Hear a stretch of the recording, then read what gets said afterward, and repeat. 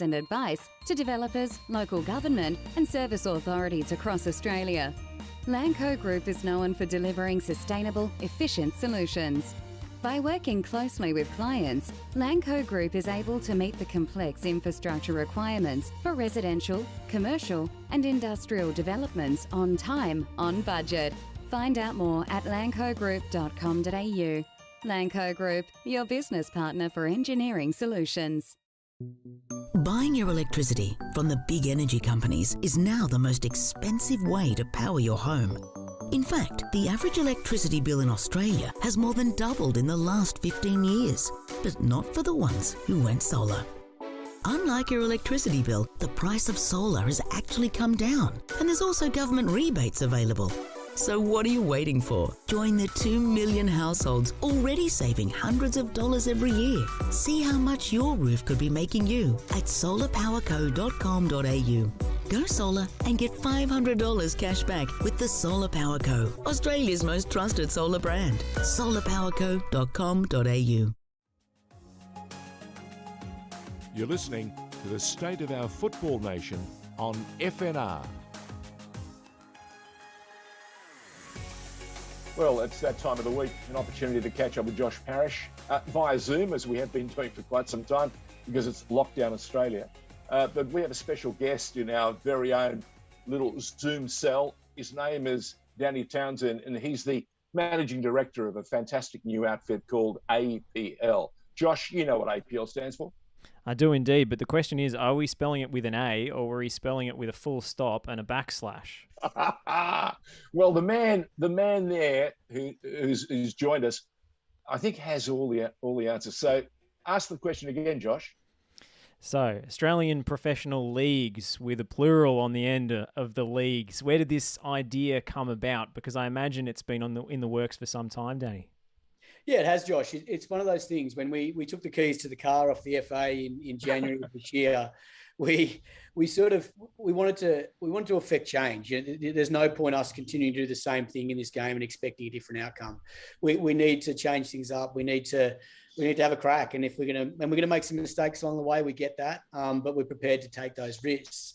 I think where the naming convention change came from was that we sat back and we looked at what was the genesis of the A-League, the naming of it. Where did it come from? What did it mean? What did it stand for? And the information we got was that the A stood for Australia, which makes sense. It stood for A quality, A grade, the A elite competition for football in Australia, which made sense. And then we looked into the genesis of the W League and we went, where did the W League name came from? It was a real short bit of work. It was W stands for woman. And we thought, well, if the A in A-League stands for all those wonderful things, why is it that those wonderful things are only attached to the men's game and not the women's game? Bravo. And we felt, you know what? We need to change the brand architecture of the sport. If we're going to elevate the women's game, you need young, aspiring female athletes to feel as though they are part of a football movement that puts the same value on their football than they do their male counterparts. And that's what we did. And, I think it's, been really well received the last 24 hours. We've been overwhelmed with support for doing it. But I think the other thing I'd say, Josh, is that we're not going to be defined by a name change. Changing naming conventions is easy. It's what you do then once you've done that will define the commitment you're making to the code. And we've got a huge amount of plans in place. We've announced some of those, and we're going to announce more down the track as we continue to try and reinvent the professional game here in Australia. Well, let's talk about that. You've made a fantastic decision. It's a bit of back to the future, because if you've been around long enough, like myself, I've seen 10 do this before, but never quite like this, because let me get this right. CBS Viacom, who own 10, have come on board and they've done more than just sign a deal. They've actually got a bit of skin in the game. Yeah, and that for me is the game changer. Yeah, because that means they've got to take some of the risk. Yeah, look, what was interesting, right? When we went through this, there was a lot of competitive tension in the market, particularly as the media landscape shifts into that direct-to-consumer focus. And when we sat down with Viacom, CBS, and Network 10 and their leadership, they looked across the table and said, "We believe in your sport. we love your vision for your sport, and we want to make it the number one sport in our network.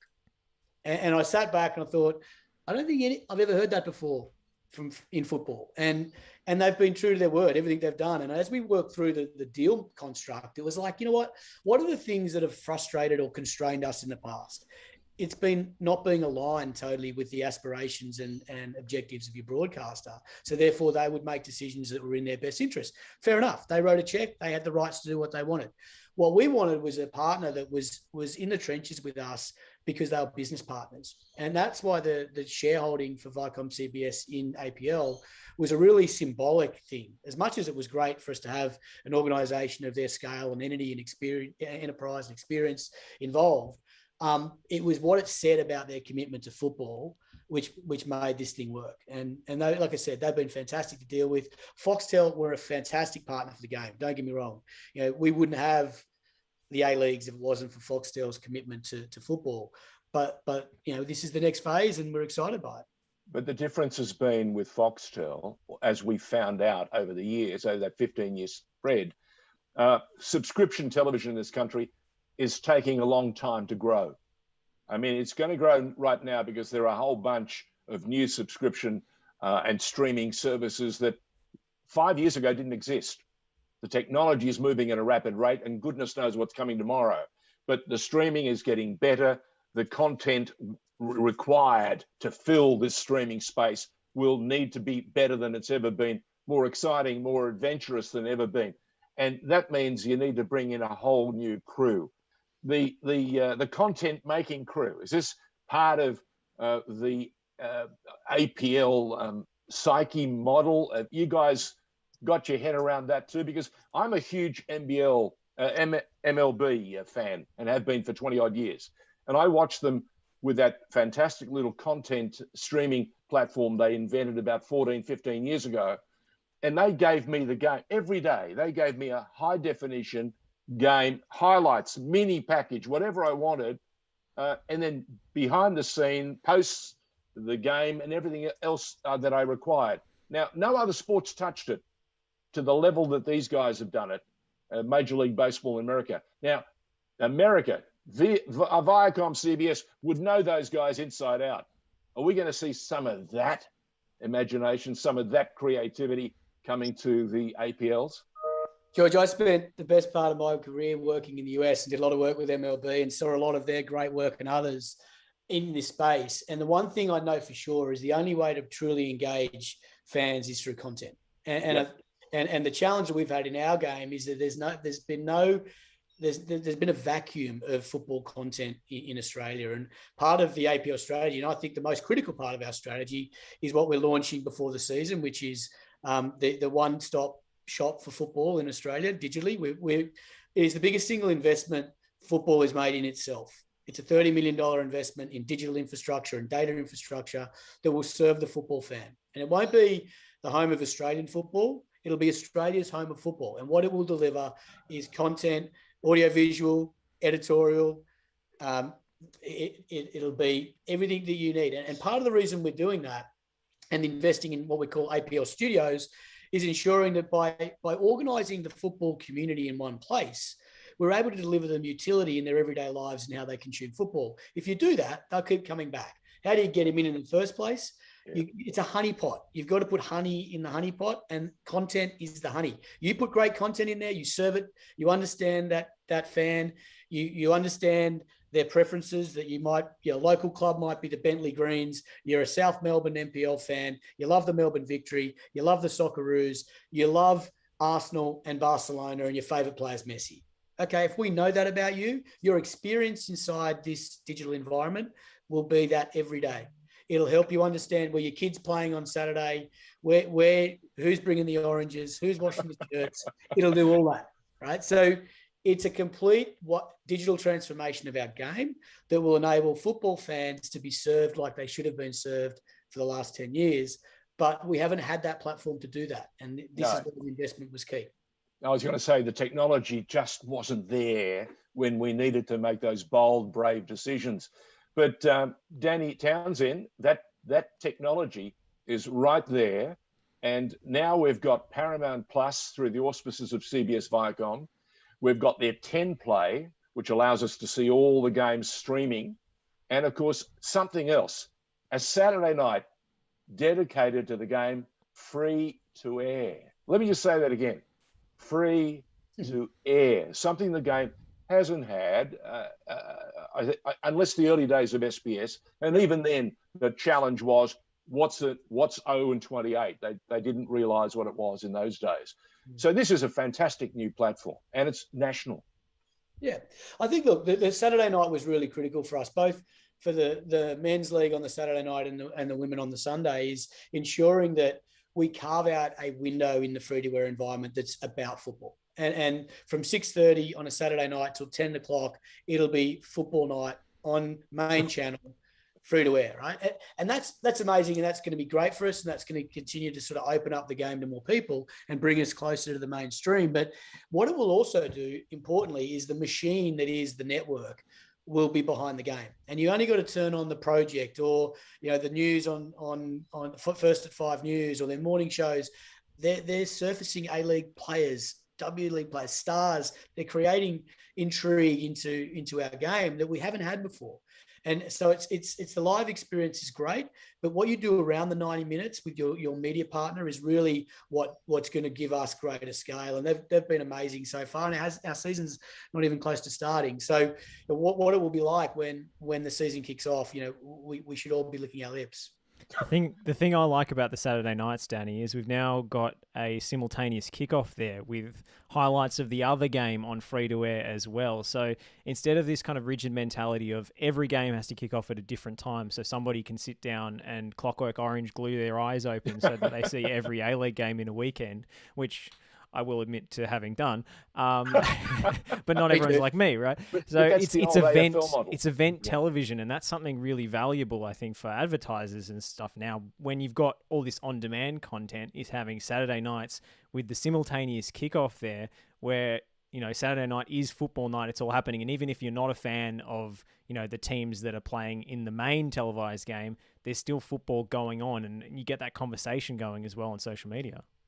Absolutely. It was, and this was purely their idea. They came to us and said, we'd love to do that. We were like, wow, if you think about from a club perspective, the marquee fixture for you to attract fans to your stadium is a 7:30 kickoff on a Saturday night. Under the old deal, we were only allowed one of those.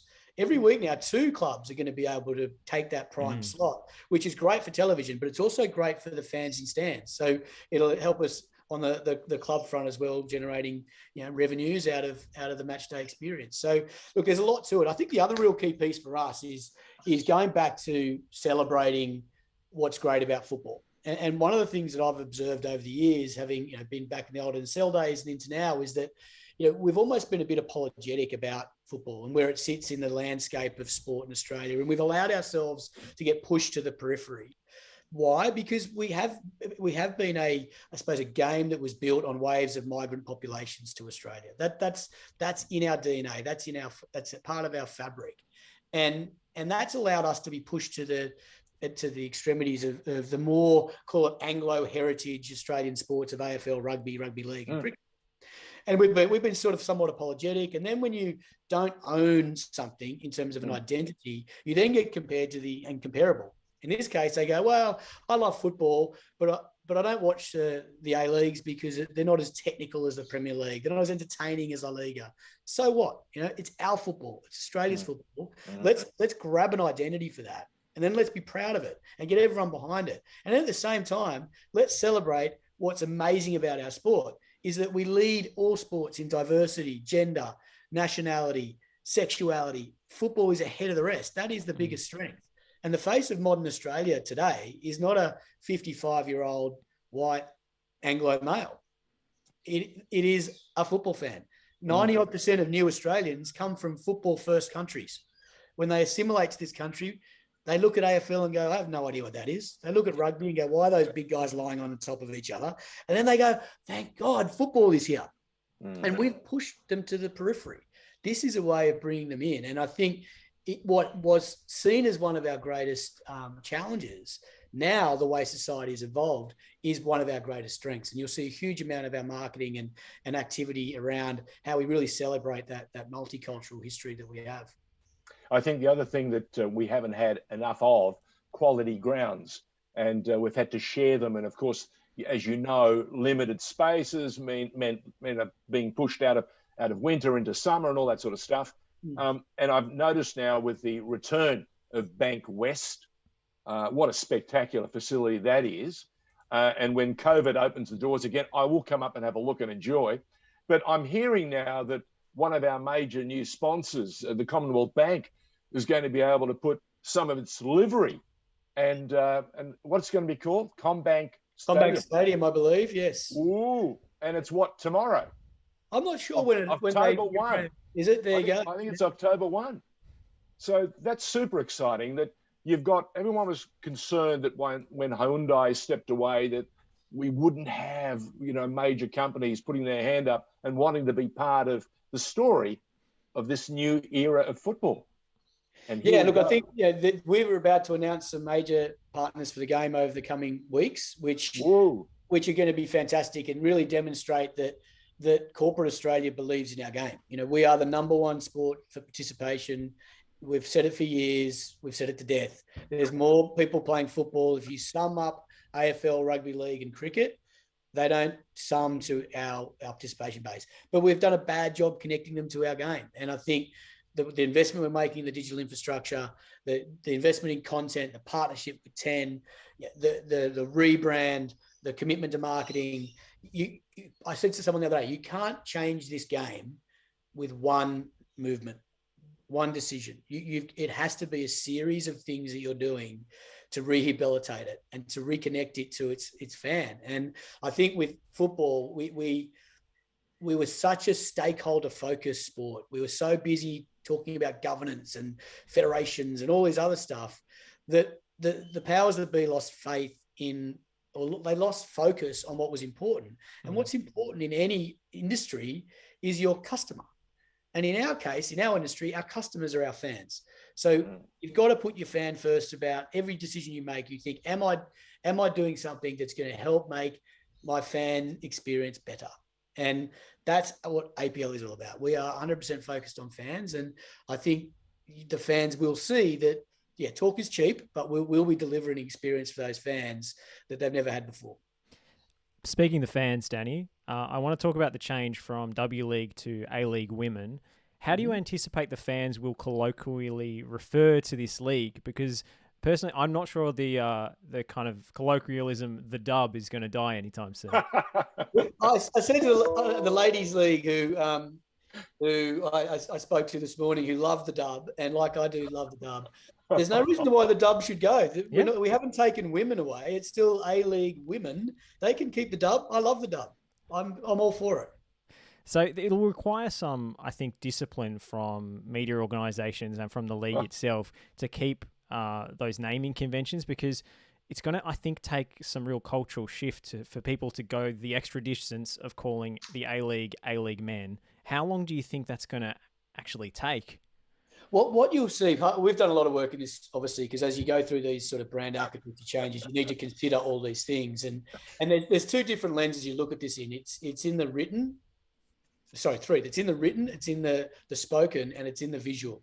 Mm-hmm. So the in situ stuff in visual, I don't need to say A League men as a commentator when there's men clearly on the field. Yeah, correct. I don't say A League women when there's clearly women playing. I don't need to put A League men on a shirt when it's a man's shirt. I don't need to put A League women on their shirt when it's clearly a female kit. So there's parts where you won't need to use it because the visuals will tell you what you're watching. It's when you're reporting an editorial mainly, where you need to say, well, the results in the A League men were Sydney FC beat the Wanderers 10-0. I just had to throw that in. I couldn't help myself. Do you know what I mean? Like, Robbo will be after us, letting you get away with it. So we've thought through all those things, and look, like all these things, it's funny. We talked about logos, and there's always sort of positives and negative skews on people's opinions on logos. And I remember when the Juventus logo came out, and like it was getting pilloried from all corners, going, "What, a big J? Like that's," and the heritage, the words Juventus and the Italian flag, it's gone. Like, how could you do that? And then a year later, it was winning design awards. and it's now considered a benchmark for the way clubs should rebrand. And I think we're a bit similar. When you make these changes, your initial thought is, oh, do I really like that? Oh, what about this? What about that? And then time basically etches it into your mind, and your opinion changes, and the way you talk about it changes. And that's what we're about. It's about shifting behavior. If you don't provide a circuit breaker that shifts behavior, it won't change. And I said to the Ladies League this morning, who were talking about that, going, we don't want to lose the W League. I said, what's more important is the 6-year-old female who's playing at the moment, who I don't want to in 10 years' time have to explain to that 6-year-old who's 16 why the A in A League doesn't have any relevance to women. Yeah. I want that 6-year-old to grow up knowing that her football's as important as the men's football. And if we achieve that by this change, then it's served its purpose. Yes, it's one very solid brick. It's like that wonderful line, every journey starts with the first step. And it appears to us that the Australian professional leagues have done just that. They've put a brick in the wall, and it's the first very important brick.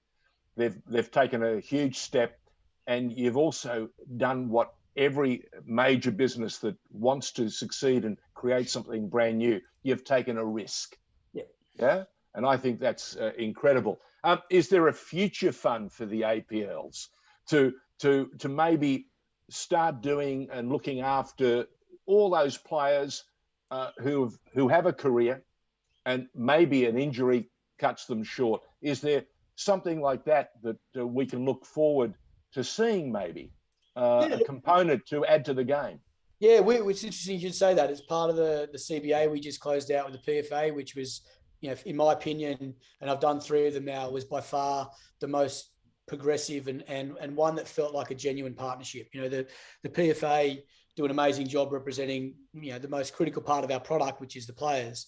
And the partnership that they went into that with around, being what are we going to do together as the owners of the game and the players that represent the owners of the game in the product? How do we ensure that ecosystem is as financially sustainable both now and into the future as it can be? And that means the players that are playing now and the players that will inevitably come to an end in there that happens, and how do we support them? And part of the CBA actually deals with that. So we'll go into more detail when we announce it. But yeah, there is absolutely commitments there to look at how we transition players out, how we deal with players that have to transition out earlier than they would have thought because of injury.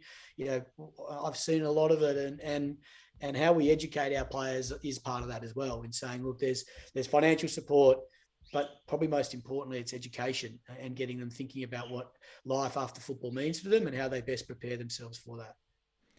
And you spoke at the beginning of this conversation, Danny, about how, design and words, essentially talk is cheap, but actions have to come after that. So talking about the equality of the A-League women, how are we progressing along the path of getting a full home and away season and a more fully professional competition? Yeah, look, it's an important part of our roadmap for the A-League women. If you think about where we're at, we've announced expansion of 3 clubs. So Wellington Phoenix joining this upcoming season, and then Western United and Central Coast Mariners. So more opportunity, more games, more opportunities for players, longer season, tick. It's not home and away yet, but it's on the path, and we're committed to getting there. The other one for me, which was really important, was the facilities and standards, which we wrote into the PFA CBA lately and announced that recently. We were already a long way down that path, but memorialising that and holding people accountable to that is really important, and we've done that. The other thing that I'm most excited about is the APL Club Championship. I think for us, when we announced that, which just if you don't recall it, it's for the first time we've got a trophy to award the best professional football club in this country. And that is, we sum the results of the A-League men and the A-League women together. So it's important that every club, every APL club commits to putting everything into their women's program, because the 3 points in the A-League women is as important as 3 points as the A-League men. And the other important part about that is it will encourage fan behaviour to support their club, not support the men's team in their club, but support their club. I want the Cove at Sydney FC to turn up for an A-League men game to support our men's team, and turn up for an A-League women match to support our women's team. Because one thing we know fans love is silverware. And we know clubs love success over other clubs. So internally, I've already seen Steve Corica and Ante Juric collaborating and going, okay, well, hang on. We're now in this together to win a trophy and crown Sydney FC as the best professional football club in the country. Not the best men's team, not the best women's team, but the best football club. And that's what our fans should really want to get behind. And that will help grow more interest in the female side of the sport. Double headers, Danny, double headers. The women or the men first and the women second, I don't care. That would be super exciting. Can you imagine a derby day? The women have taken the points or the men have taken the points. Can the women now back it up? And this is shades of Formula One, isn't it? It is. It's someone said the other day, it's like the Constructors' Championship. If one of your teams doesn't win, you got another chance, right? Correct. And look, it puts enormous pressure on everybody.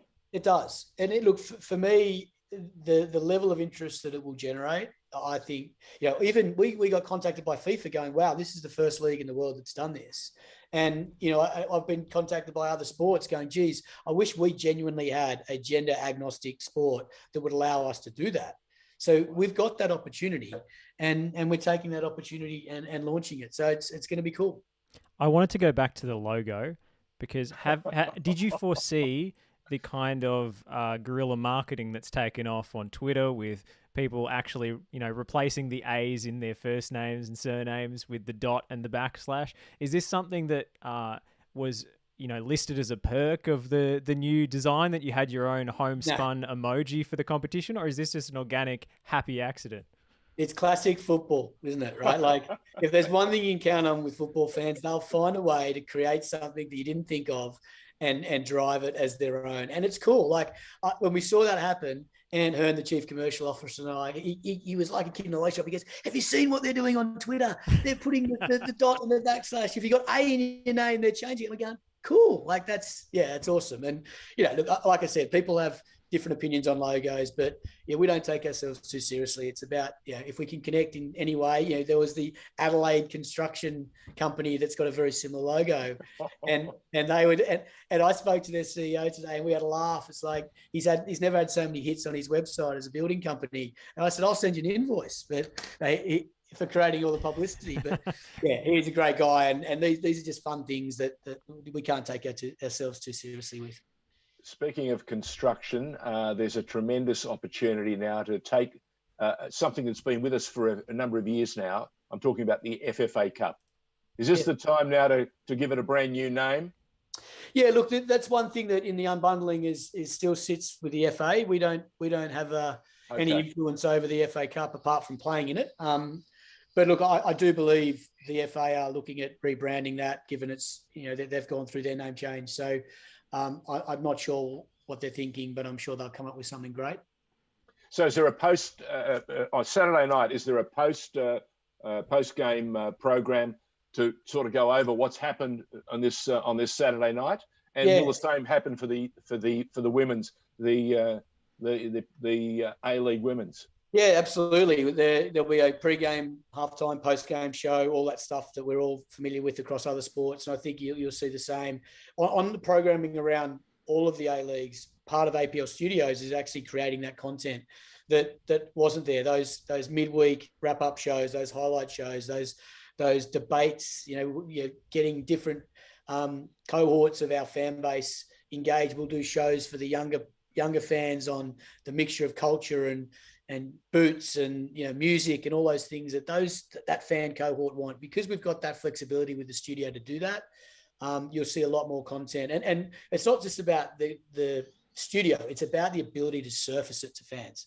And with the digital platform that we'll have, we'll be able to ensure that our content is seen by the different sort of pockets of fans in different demographics. So lots of big plans. We may have seen, we hired Richard Bayless out of Optus Sport to lead that charge for us. And he's extremely talented and amazingly passionate about football. So he's a great storyteller, and he'll tell great stories on behalf of our sport. And you've got the E-League as well, haven't you? We have the Whoa. E-League's there. George, I can see that'd be right up your alley. You'd be lining up for that. But We've actually Look got a at question this. in the comments about See that. what? Is the E-League Go on. part of the rebrand? What's it going to be called? Don't know yet? not yet. The only reason it's not yet is we're going to come up with something a little bit different for that. We're working on that separately. But yeah, we won't go into that yet because we want a separate unveil for that. It's going to be a little bit different. Nice one. The Youth League? Yes, that's one of the other questions. Someone's asking about the Youth League. Yes.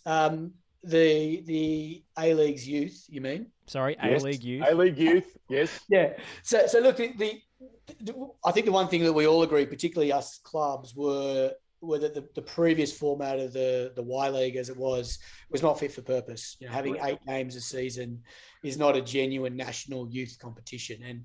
And in our blueprint, Ffa Cup predating the unbundling was that we have really big plans for the A-League's youth. We think it, particularly with the ability for us to surface the content. One of my challenges with the Y League, as it were, is you could never watch any games. It was never broadcast anywhere. Mm-hmm. It was sort of this competition that happened that you might pick up a score now and then, but you never really could see the next generation coming through. You couldn't engage with it. With our platform, we've got the ability to surface that content and broadcast every Y League match. So you'll see a format that we're working on at the moment. It's being sort of tested through different technical directors at different clubs to ensure that it orientates well with the NPL, because I think it's important that we still have that pathway of the SAP, your local community club SAP programs into the NPL, potentially into your A-League club academy, into your NPL, and then into the A-League's youth, and then onto the A-League's men and women. So we really want to make sure that pathway is coherent. So that's why we're not rushing into a structure yet, but rest assured it'll come back with a vengeance, and it's going to be a much more compelling league. You're watching State of Our Football Nation on FNR. Josh Parrish, George Danikian, and our very special guest, the Managing Director of the brand new Australian professional leagues, Danny Townsend. And here's the kicker. You talked about the Youth League and how many people missed the opportunity to be able to identify the next generation of talent. Well, we've seen, Josh and I have seen, in let alone the last year, the last 2 or 3 years, 2 of the most exciting players to enter the A-League. One was Daniel Azani, who came out of the youth team at Melbourne City. And the next one was the guy who came out of Sydney City. You know him very well. We gave him a pass and he came to Melbourne. And what a transition, and what a development, and what a fantastic journey for that young man to end up with the Socceroos at the Olympics. Well done, Danny. Yeah, well, look, that's a sore point for us, but anyway, we won't go there. Look, yeah, one thing is interesting. With all the explosion of young talent in the league last year, there was a narrative floating around that it was because of COVID. It was because the clubs couldn't afford to bring in more foreign players or whatever it might be. And I just didn't prescribe to that theory, because I've seen these young players coming through, and what they're coming through now after having the majority of their football education in A-League academies. So when you look at Callum Neuenhoff, you look at Tills and other players like that, the majority of their coaching since they were 10, 11, 12 has been in an A-League professional environment. Whereas 4 years ago, those academies were 2 years old. So we were getting our academy guys were coming in at age 17. So they'd had most of their football tuition at their local club, not in an elite environment.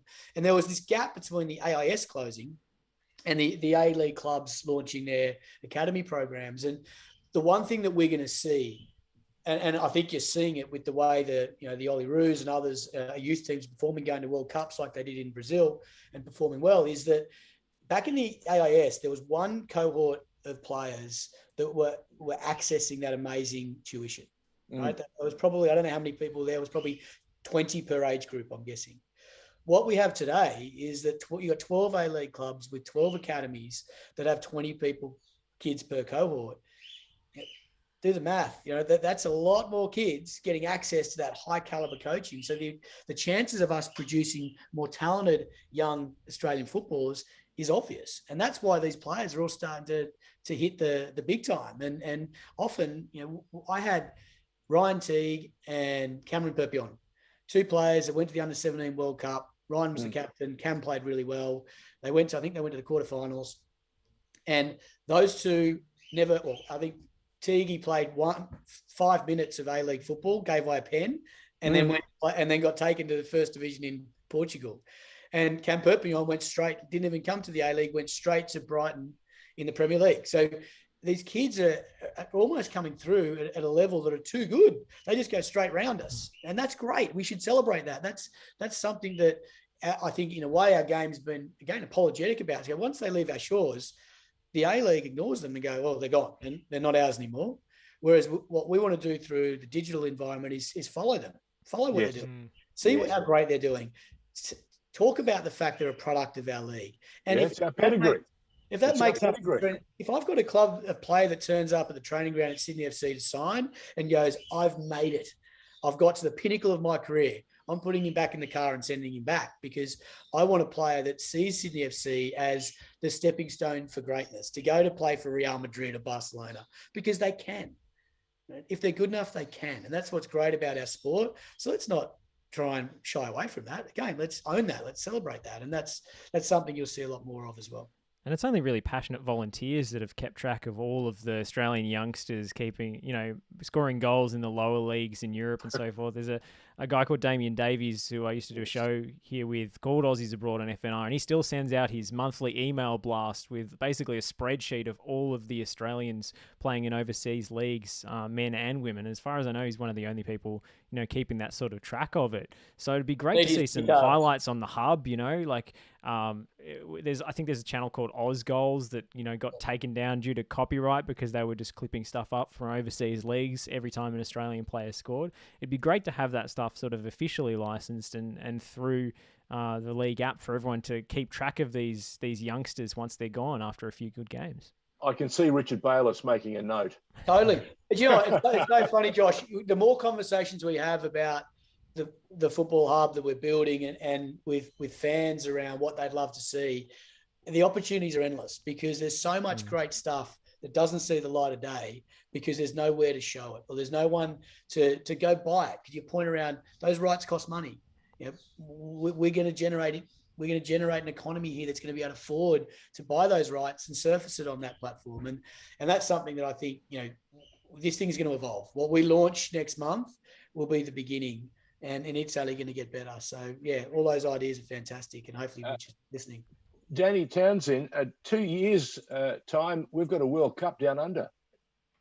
That's going to give you 2 years to push some fantastic young talent and give them every opportunity to shine and get showcased like never before. So we've got a great story to tell. Absolutely. Let's be brave. Let's be brave. Look, George, you make a good point. One of the things that we're really cognizant of is that's going to be an amazing 30 days, right? 30 days in 2023. The FIFA and the FA will do a phenomenal job because Australia do these things fantastically well. But we're going to wake up the day after the Women's World Cup final, and women's football will still be here. Correct. So what are we doing between now and then to ensure that when that show comes to town, the halo effect it creates takes football to the next level, not drags it out of a hole that it might be in because we have neglected it. So you'll see all the changes we're making are all about saying, let's get out ahead of that. Let's ensure the A-League Women is a top 3 professional women's football league in the world. And then when the World Cup comes, it elevates it to 1 or 2 because we have the ability. It doesn't matter how much money we throw at the APL, the A-League men. It's never going to be a top 10 league in the world. Fact. Correct. Yep. We're not far off being able to say that the A-League Women is one of the best professional women's competitions in the world. So great breeding ground. Great breeding ground. With a bit of love and a bit of investment, it will genuinely be, for a long time to come, a top 3 women's football league in the world. and and the World Cup's going to play a role in that. But we can't let the World Cup wash over us and not benefit. Speaking of benefits, the new stadium in Sydney, how far away are we? Yeah, it'll be opening September of next year. It seems it's on track. So Sydney FC have one more season of nomadic existence, but we've enjoyed the time away from Moore Park. But I think all of our fans are licking their lips at the thought of getting back to our spiritual home, into a world-class facility, and getting back in behind the club. All right, Danny, you've been very, very, very generous with your time. We could sit here talking all night about the possibilities, but congratulations. Send me a message. Absolutely. Congratulations on, the new logo, the new leagues, all of the ideas that have been put into motion behind the scenes have got a lot of Australian football fans who have been a bit beleaguered of late, a lot of hope, and with that hope comes expectation. So good luck for the new year. Yeah, thanks, Josh. We've got some real momentum and we're proud of where we are, but we've got a lot of work to do. So thank you, guys. Appreciate you covering us. Question without notice. Are you a Ted Lasso fan? I love Ted Lasso. Don't get him started. Well, because you use the word hope. You know what they say about hope. Yeah, true. Ted Lasso. So one of my ideas is to bring Roy Kent down as a commentator. Please do. Oh, how fantastic. Look, there's every chance, isn't there? There's every chance we can make that happen. I'm working on it. Oh, well, long may it continue. Keep kicking the goals, Danny. Thank you once again, as Josh said, to take the opportunity to join us and give us so much of your time and take us through some of the many steps that the game is setting itself to take over the next few years. And to have Viacom, CBS, and through its auspices 10 in Australia, with its many platforms, not only the mainstream terrestrial platform, but the streaming platforms, 10 Play and also Paramount Plus. Super exciting stuff, and we cannot wait. How far away is the season now? Just tell November me. 19. November 19 is the season start. So you've spoken to all the premiers, have you? Oh yeah, they're all in my little black book. None of them are taking my calls, but hey, we're And I love the idea that we've started with a conferencing. Yes. So we can get past this travel challenge that's really knocked sport around over the last couple of years. Very shrewd and very smart. We wish you every success. Awesome. Thanks, fellas. See you later. Danny Townsend on FNR and State of Our Football Nation. He's given us something to think about, hasn't he? He has indeed. So much potential for the game here, as we know. But to have somebody at the helm who sort of understands the new landscape that we're living in for media and isn't living 5 to 10 to 15 years behind the times with his outlook is very refreshing. Correct way. Danny Townsend has been in charge of the most successful A-League outfit and W League. They've been very good as well. But the most successful A-League team of all time with this Sydney FC dynasty of late. So I think, the rest of the league can take a couple of leaves out of Sydney FC's book with the way they run things. And, he's a perfect person to have as the managing director. And Josh, one of the things that emerged from that discussion, that investment that the APL is making, the Australian Professional Leagues, in the game, they're spending something like $30 million to build a content maker that will drive the game and take us to the next level. And they're talking a language now that is for tomorrow. It's not yesterday, it's tomorrow. And that's super exciting. That's what you touched on a moment ago. Yeah, 100%. And they're not going to limit themselves to, just their football and their footage. We can look to all of football, and any kind of, link to an Australian context can make up part of that. And I think the game has been at its strongest when we've been able to knit together in some way, shape or form football's international aspect and the domestic club game. You can argue that the golden years of the Foxtel A-League deal was when the Premier League rights belonged to Fox Sports as well. So it was essentially, Premier League interests subsidising the A-League. We know Paramount and Viacom CBS are in the market for those rights again. That could be a potential game changer if they end up getting them. I was just going to say, notice I didn't broach that subject because I thought it was too close, and I don't think he would open the door and give us a clue. Yeah, it's not really his business either, It's the no. I put it to you though. I put it to you that CBS Viacom would be very quietly stalking and watching what's going on, and they have the wherewithal, if they want it, to make the EPL a big part of the next 8 to 10 years on 10. Yeah, Can you 100%. imagine? It would Can be you imagine? that would be a massive difference maker, especially if the price of Paramount Plus stays as it is, and we've already got that special deal with A-League memberships Through to the get clubs, it for a bit yep. cheaper, which is a great innovation. So that would be huge to get so many new subscribers and potentially new viewers on the product. But, we've got a season to play in the meantime. It's not going to be a logistically easy one, or not as easy as we'd hoped. So particularly But Perth Glory. they're showing they're resourceful. They're showing they've taken the courage, and we're going to see conference football in the opening month. Is that correct? I think so, and Perth Glory aren't best pleased about the travel plans and what that will entail, and asking for a bit of help. Tony Sage in the Australian the other day. So, they're in an unenviable position, but it hasn't stopped them, as we hear from the transfer rumours, of looking at Daniel Sturridge as a potential marquee option, which, wouldn't that be remarkable? It would be, and he's one of those guys who could light up the A-League.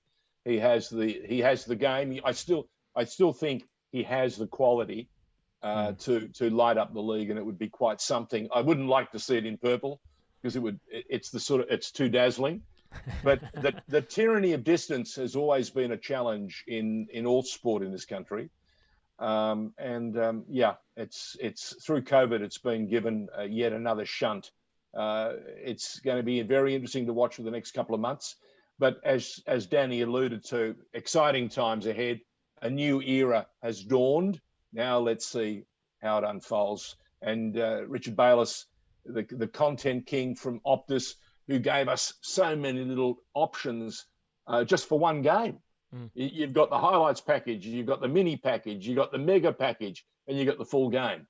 And I'm sure there'll be some sort of formula that would allow him to deliver that for the Australian Premier Leagues. Yes. And it'll be for the W League as well and the Youth League. Yeah, the A-League Women and the A-League Youth, George. We've got to get our heads around the new names, that takes time for everybody. And then the A-League 2. Maybe. Or yes. I'm not sure. This is the thing. Is the National Second Division part of the A-Leagues? Because they won't be operating under the APL's jurisdiction, at least not to begin with. It'll be an FFA venture to start with, or that's how AAFC envisages it. So it could be entirely separate from that branding. Maybe they'll stick with the orange peel that we're used to. Listen, they say division is death. I'm seeing this tree or this totem pole getting taller and stronger and straighter, and that's very encouraging news. Speaking of encouraging, can't go without having a look back at the EPL highlights and lowlights of this past week, and some of the things that we saw through Stan, who of course showing us the European Championships. I noticed that Juventus has beaten the greatest team in the world, Chelsea, a week after they got thumped by Manchester City. And can you believe that a guy called Ronaldo managed to save Manchester United just 4 weeks after we were told that was going to be the greatest team in the EPL this year? I did feel the first performance was a bit of an overreaction against Steve Bruce's Newcastle, but I said it at the time. But look, United were very disjointed against Villarreal this morning, and they were lucky, I felt, to get the result. But that's what happens when you sign up to a superstar being the be-all and end-all of your team. You are relying upon their brilliance to save you and win you games. And there are also drawbacks that come with that. I think in a different way, we actually saw that with PSG Manchester City on Wednesday morning, because the spaces that Lionel Messi was leaving when he was not asked to track back on that flank, almost all of Manchester City's chances were generated down that flank, including the cross that came in and led to Bernardo Silva hitting the bar from point-blank range. And then the counterattacks from PSG also came down Messi's side because he was staying up there. So it led to a very open game, and it could easily have flipped the script and gone the other way. But this is what happens when you sign up, to an aging superstar and all that entails. I did see Messi, though, did track back once to make a very telling interception late in the game. He also was given the role of draft excluder at the underneath the wall. You opened up a can of worms there. I want that banned. No, I absolutely hate it. Really? I listen. It's not a circus. You don't lie down on a job. The game is standing up, or the only person that can lie down is the goalkeeper, right? As far as I'm concerned, this is absurd, and they should be given a yellow card if they want to go down that pathway. Well, I guess the idea is. I guess you can blame Ronaldinho for the tactics. Say again? You can blame Ronaldinho for all of this. Because he famously went underneath the wall a few times, and then back in his native Brazil, playmakers with pretensions and aspirations of being the next Ronaldinho started trying it as well. And that tactic of lying underneath the wall or behind the wall along the ground originated in the Brazilian league. The Brazilian First Division is when you started seeing it take hold. I remember Tim Vickery, the great South American football journalist, talking about it on the World Football Phone-In once. And it's taken hold around the world. So I think indirectly it's Ronaldinho's fault. I want it banned. I'm gonna mount a campaign. Stop lying down on the job. Football is about standing up and running, and the acrobatics and the diving can be left to the goalkeeper. The rest, ban the guy lying down for a free kick. Thank you. It's a bit of an indignity. A bit of an indignity for a football god like Messi to be asked to lie down on the muddy pitch. I mean, surely that's beneath him, quite literally. Hey, literally. All right, George, we better wrap it up there because we've got If You Know Your History coming up straight away. Manfred von Gonagal is going to talk to Paul Mavridis about the cheery topic of death in Australian football. Stay tuned to see what that entails. But, George, it's been a delight, and a big thank you to Danny Townsend as well. Well done, mate. Thank you very much for your assistance. You're listening to the State of Our Football Nation on FNR.